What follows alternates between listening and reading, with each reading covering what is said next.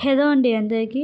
మిల్లెట్స్లో కొంచెం డిఫరెంట్గా హెల్తీగా ట్రై చేయాలి అనుకునే వాళ్ళకి ఇది పర్ఫెక్ట్ రెసిపీ. టమోటా సజ్జల పిండితో అప్పటికప్పుడు క్రిస్పీ దోశ ఎలా చేసుకోవాలో చూపిస్తున్నాను. ముందుగా ఇక్కడ ఒక మిక్సీ జార్లో 2 ఇంచుల అల్లం పైన పొట్టు తీసి కొంచెం సన్నగా కట్ చేసి వేసుకుంటున్నాను. అలాగే 3 మీడియం సైజు టమోటాలను సన్నగా కట్ చేసి వేసుకున్నాను.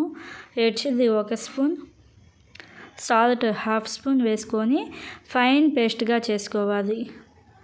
టమోటా పీసెస్గా లేకుండా ఫైన్ పేస్ట్గా చేసుకొని అదే మిక్సీ జార్లో ఇంకొంచెం వాటర్ వేసుకొని ఇలాగ ఒక బౌల్లో వేసుకొని ఒకసారి బాగా కలుపుకోండి. 1 కప్పు సజ్జల పిండి వేసుకోండి.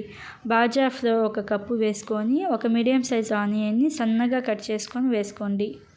అలాగే 2 టేబుల్ స్పూన్ల కొత్తిమీర, జీలకర్ర 1/2 స్పూన్, సాల్ట్ మీ టేస్ట్కి తగినంత. మిక్సీలో వేసేటప్పుడు కూడా సాల్ట్ వేసాం కదా, చూసుకొని వేసుకోండి. సాల్ట్ వేసిన తర్వాత 1/2 కప్పు నుంచి 1 కప్పు దాకా వాటర్ కొంచెం వేసుకోండి. ఇలాగ మనకి ఈ పిండి అనేది కొంచెం వాటరీగా ఉండిద్ది. ఇలాగ పిండి కలుపుకున్న తర్వాత జస్ట్ ఒక 5 నుంచి 10 నిమిషాల పాటు పక్కన పెట్టండి.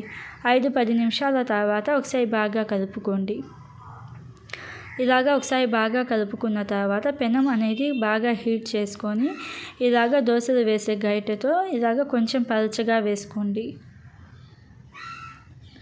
ఇలాగ కొంచెం పల్చగా వేసిన తర్వాత లో టు మీడియం ఫ్లేమ్లో కుక్ చేసుకోవాలి. లో ఫ్లేమ్లో ఒక 2-3 నిమిషాల పాటు కుక్ చేసుకొని అప్పుడు రెండో వైపుకి మార్చుకొని రెండో వైపు కూడా ఇంకొక 2-3 నిమిషాల పాటు లో ఫ్లేమ్లోనే కుక్ చేసుకోవాలి. ఇలాగ లో ఫ్లేమ్లో కుక్ చేసుకుంటే మనకి క్రిస్పీ దోశ అనేది రెడీ అవుతుంది కదా. రెండోసారి కూడా దోశ వేసేటప్పుడు పిండి బాగా కలపండి. మీరు ఎన్ని దోశలు అయితే వేస్తారో అన్ని దోశలకు కూడా దోశ వేసే ముందు పిండి బాగా కలుపుకోవాలి. పిండి బాగా కలుపుకొని అప్పుడు వేసుకోండి.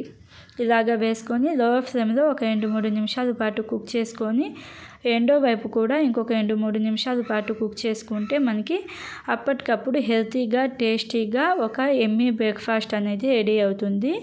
చాలా టేస్టీగా ఉండిద్ది. మిల్లెట్స్ ఇలాంటి మరిన్ని వీడియోస్ కోసం మన ఛానల్ని సబ్స్క్రైబ్ చేసుకోండి. అలాగే మిల్లెట్స్ వీడియోస్ లింక్స్ డిస్క్రిప్షన్లో ఇస్తాను, చూడండి. Thank you for watching.